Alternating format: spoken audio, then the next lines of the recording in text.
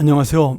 오늘은 창세기 19장의 말씀을 가지고 부끄러운 의인이 되지 말자라는 주제로 함께 은혜를 나누죠. 오늘 창세기 19장은 소돔과 고모라의 멸망, 다시 말하면 하나님의 심판이 나타나는 그런 장면을 말씀해주고 있습니다. 이 천사들, 아브라함을 만났던 하나님의 사자들은 소돔과 고모라의 멸망을 전하기 위해서 롯을 만나러 떠나게 됩니다. 이 사실 롯이 정말 많은 재산과 풍요로운 인생을 살기 위해서 하나님의 동산처럼 보였던 소돔과 고모라로 떠나게 된, 우리가 그 모습을 이전에 볼 수가 있었습니다.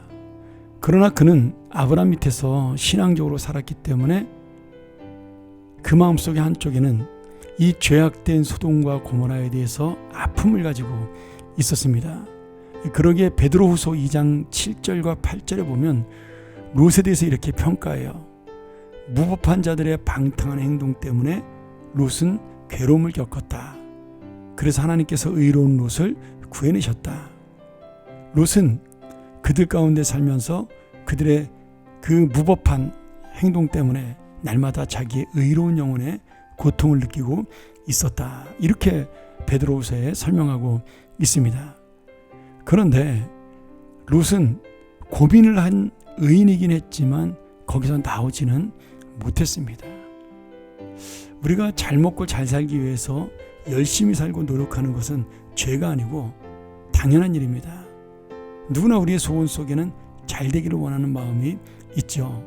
그런데 그것만이 내 인생의 전부고 그 잘 사는 것이 내 모든 것이라면, 그래서 하나님의 삶에 대한, 죄에 대한 고민이 없다면 그것은 부끄러운 인생이고 죄악된 인생입니다. 롯은 이런 의미에서 고민으로 끝난, 그리고 고민만 하다 끝난 그 죄를 떠나지 못한 부끄러운 의인이다, 이렇게 볼 수가 있습니다.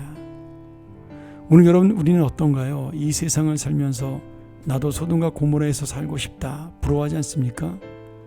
주님을 모르고 죽어가는 영혼이 안타까운 것이 아니라 그들이 갖고 있는 돈과 명예와 권력이 부럽지는 않나요?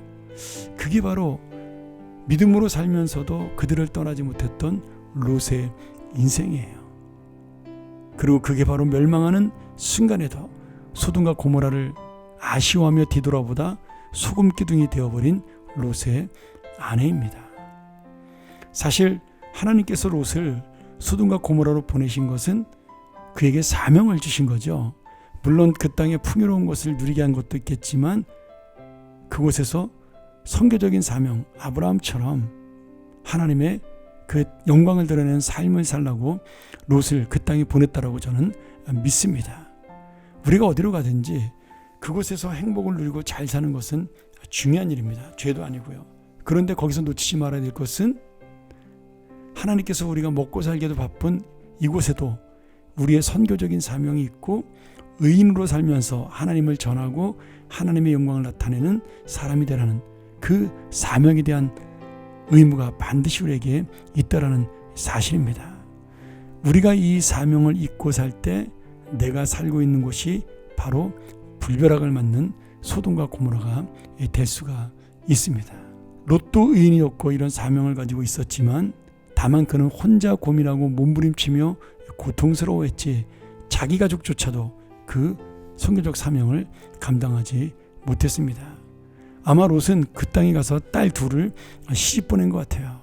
그런데 롯이 이곳이 망하니까 빨리 떠나야 된다라고 말했을 때 그 사위들은 장인어른의 이야기를 농담으로 들었습니다. 이 말의 의미는 무엇이에요? 평소에는 전혀 믿음의 모습이나 의로운 모습을 보이지 않다가 갑자기 선지자의 역할을 하니까 이 사위들이 믿지 못했다라고 볼 수가 있습니다. 그러기에 이것이 바로 부끄러운 의인 롯의 모습이요, 어쩌면은 롯의 말처럼 정말 농담으로 듣거나 이 세상 사람들이 우리를 향해서 너나 잘하세요라고 말할 수 있는 비난을 받는 것, 바로 어쩌면 우리의 모습일 수도 있다라는 거죠.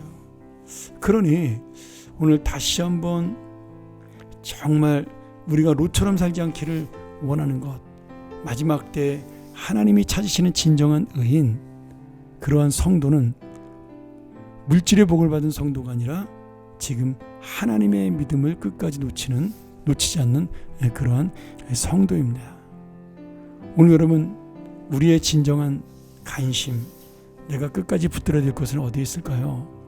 어쩌면 우리도 하나님의 사랑과 은혜, 그리고 우리와 함께 계시겠다는 약속이 가장 좋은 보물임을 알면서도 그것이 눈에 보이지 않기에 오늘로처럼 마지막 때에만 기억하는 그런 어리석은 의인이 될 수도 있습니다.